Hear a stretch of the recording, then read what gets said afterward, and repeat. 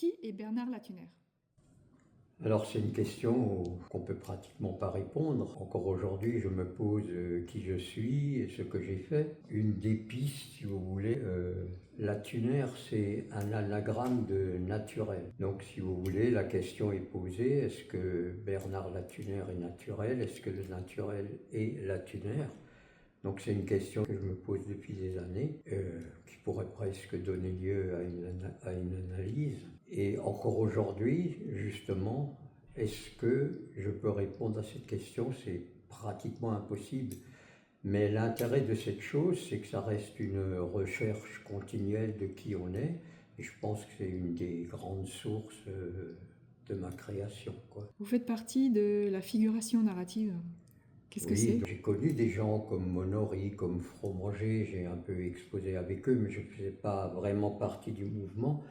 Mais ce que j'aimais dans ce mouvement, c'est que c'est des peintres qui ont remis l'image au goût du jour après l'abstraction qui avait plus ou moins envahi le monde. Et c'est des peintres qui avaient une position aussi politique très assumée, donc évidemment de gauche, révolutionnaire, et qui avait un constat sur le monde qui m'a beaucoup séduit et auquel j'ai évidemment adhéré parce que ça correspondait à mes colères, ça correspondait à mes recherches et aussi aux beautés du monde, là, comme le monde se développait, je veux dire, les champs, les voitures, les actualités, le cinéma, enfin, tout ça faisait partie de cette figuration narrative qui montrait ce qu'on était en train de vivre. Et du coup, j'ai complètement adhéré à cette idée-là, ce qui m'a d'ailleurs plus ou moins sorti mon travail d'une certaine abstraction, quoi. Donc c'était quelque chose de très important. D'ailleurs, toute une vie artistique comme ça, indépendamment de sa propre personnalité, c'est quand même la rencontre avec les autres qui fait une création. Parce que soi-même, on peut avoir un certain imaginaire, encore que je ne sais pas si on a vraiment un imaginaire ou si c'est une transposition simplement de la réalité. Mais avec eux, mon imaginaire s'est effectivement développé, m'a donné un statut social et une espèce de stabilité, si on veut, politique ou morale. Aujourd'hui, vous vous exposez à Drusenheim. Vous pouvez nous parler de cette exposition? Oui, donc à Drusenheim, j'ai eu la chance, grâce à Germain Reuss, de montrer un peu une rétrospective de mon travail. Alors voir une rétrospective, je me suis aperçu d'abord que c'est un parcours où l'honnêteté intellectuelle est vraiment présente, qu'il n'y a pas de tricherie ou bien de complaisance et que donc du coup que mon parcours tient la route. Je veux dire, je commence maintenant que l'âge venant, je commence à voir une vie d'artiste ou de créateur comme un cercle. Et je vois le cercle qui commence ici, petit à petit des idées du départ qui ont fait ma jeunesse ou mon innocence d'enfance commencent à revenir, mais sous une autre forme, plus évoluée, plus intellectuelle.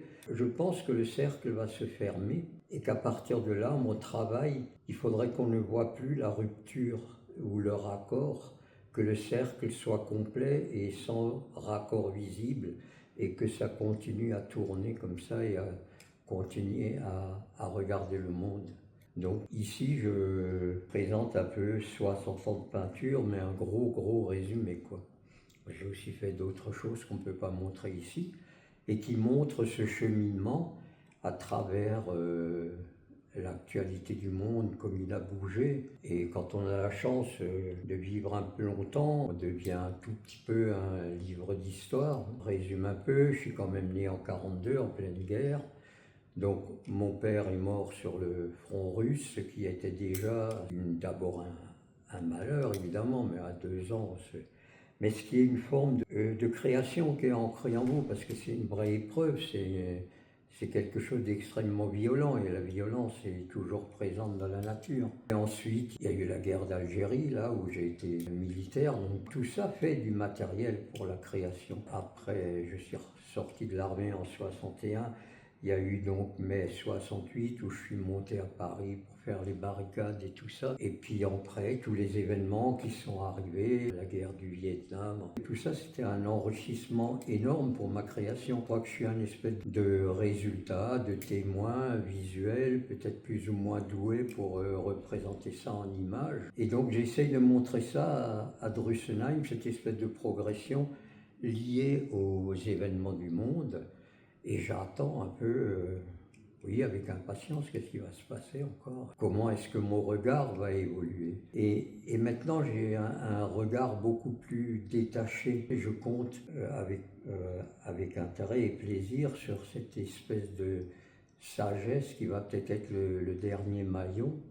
Et comme je vous ai parlé de ce cercle, ce dernier maillon va peut-être être la sagesse avec les idées d'enfance, mais avec une réflexion d'adulte. Donc je me réjouis bien pour la fin du parcours, là. Nous aussi. Voilà. Monsieur Latuner, merci beaucoup. Oui.